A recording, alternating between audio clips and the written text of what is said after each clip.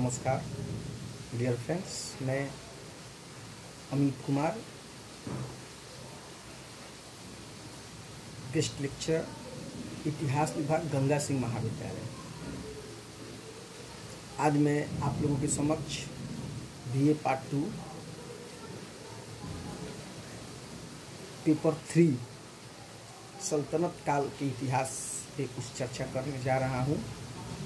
देखिए फ्रेंड्स, सल्तनत काल की अवधि शुरू होती है 1206 से लेकर के 1526 ईस्वी के बीच के काल को हम लोग सल्तनत काल के नाम से जानते हैं। सल्तनत शब्द का अर्थ होता है मुस्लिम शासकों का शासनकाल। मुस्लिम सल्तनत उनका मुस्लिम राजाओं के काल को हम लोग सल्तनत काल के नाम से, सुल्तानों का काल सल्तनत काल के नाम से जानते हैं। फ्रेंड्स, 1206 में कुतुबुद्दीन ऐबक विधिवत यहाँ का जो दिल्ली सल्तनत था इसकी गद्दी पे आसीन होता है, जो कि और मोहम्मद गोरी के प्रसाद पर्यंत बनता है। सबसे पहले हम एक लेआउट देखें तो पूरे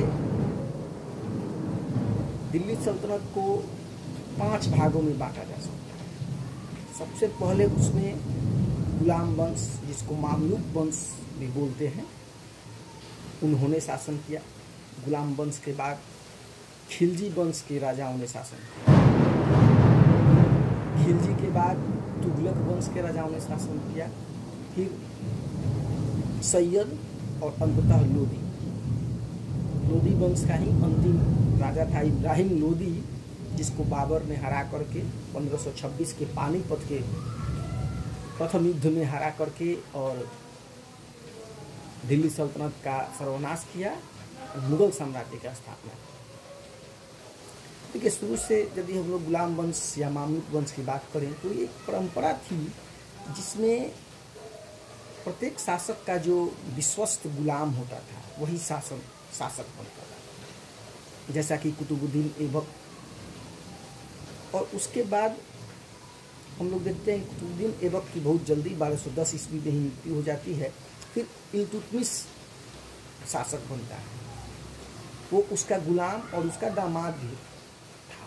कुतुबुद्दीन ऐबक का इल्तुतमिश दामाद भी था और उसका गुलाम भी था। योग्यता के कारण उसको सत्ता मिली। गुलाम वंश में हम लोग इल्तुतमिश, जो कि वास्तविक संस्थापक था, ये ध्यान देने योग्य बात है। दिल्ली सल्तनत को हम लोग कह सकते हैं कि इसका जो संस्थापक था कुतुबुद्दीन ऐबक को माना जाता है, लेकिन वास्तविक रूप से चूंकि कुतुबुद्दीन ऐबक मात्र 4 वर्षों तक शासन किया था, 1206 से लेकर के 1210 तक। लेकिन 1210 में उसकी मृत्यु के बाद जो अगला राजा बना इल्तुतमिश को ही दिल्ली सल्तनत का वास्तविक संस्थापक मानते हैं, क्योंकि ये अगला 26 वर्षों तक 1210 से लेकर के 1236 ईस्वी तक लगातार शासन करता है और इसने पूरे सल्तनत को एक सुव्यवस्थित स्ट्रक्चर में ढालने का काम किया था। इसने सारी व्यवस्थाओं को निर्मित किया और उसको सुचारू ढंग से संचालित कराया था।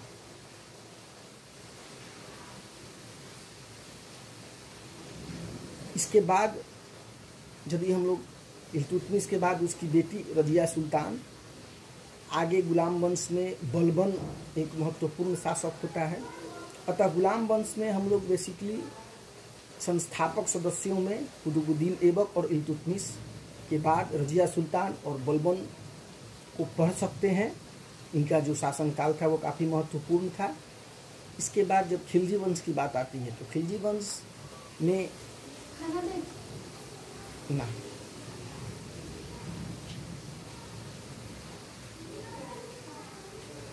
खिलजी वंश में सर्वप्रमुख जो शासनकाल था वो अलाउद्दीन खिलजी का। अलाउद्दीन खिलजी के बारे में यदि हम लोग बात करें तो उसकी जो बाजार व्यवस्था थी वो पूरे सल्तनत काल की सर्वोत्कृष्ट व्यवस्था थी। उसने कैसे बाजार को नियंत्रित किया, उसने कैसे बाजार की नीतियों को निर्धारित किया और उसका क्रियान्वयन कराया, ये एक विशिष्ट पद चिन्ह छोड़ता है अलाउद्दीन खिलजी। इसके साथ ही उसने जो सल्तनत का विस्तार किया वो भी एक विशिष्ट, उसकी विशिष्टता थी।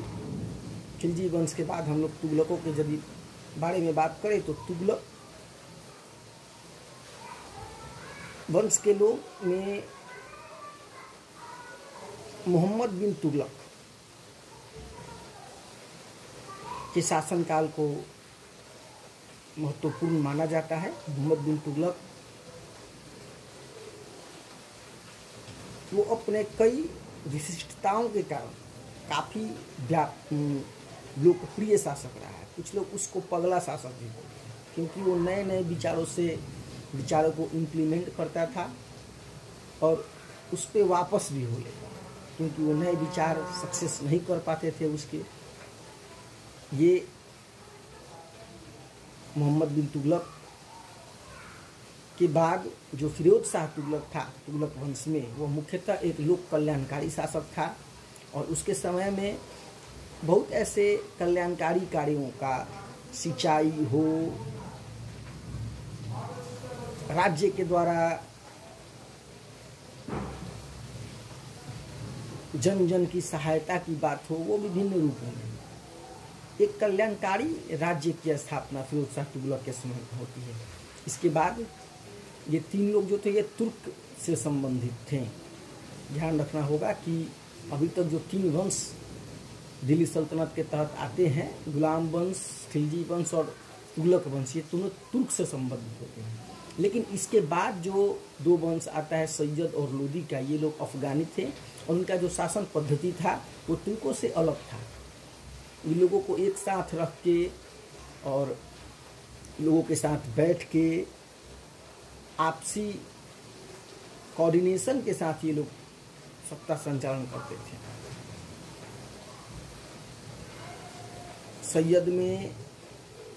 सैयद शासकों में और लोदी शासकों में हम लोग यदि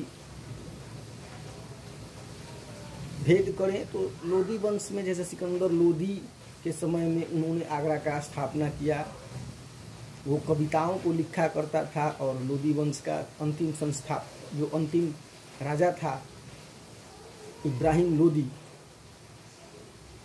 जैसा कि मैंने शुरू में बोला कि इसी के शासनकाल में 1526 में बाबर आक्रमण करता है और दिल्ली सल्तनत समाप्त हो जाता है और वहाँ से मुगल वंश की स्थापना होती है।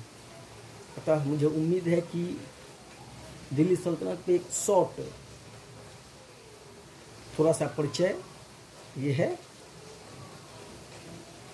जिसको हम लोग पेपर 3 के रूप में, पार्ट 2 के इतिहास प्रतिष्ठा विषय पार्ट 2 के पेपर 3 के रूप में देखते हैं। Thank you.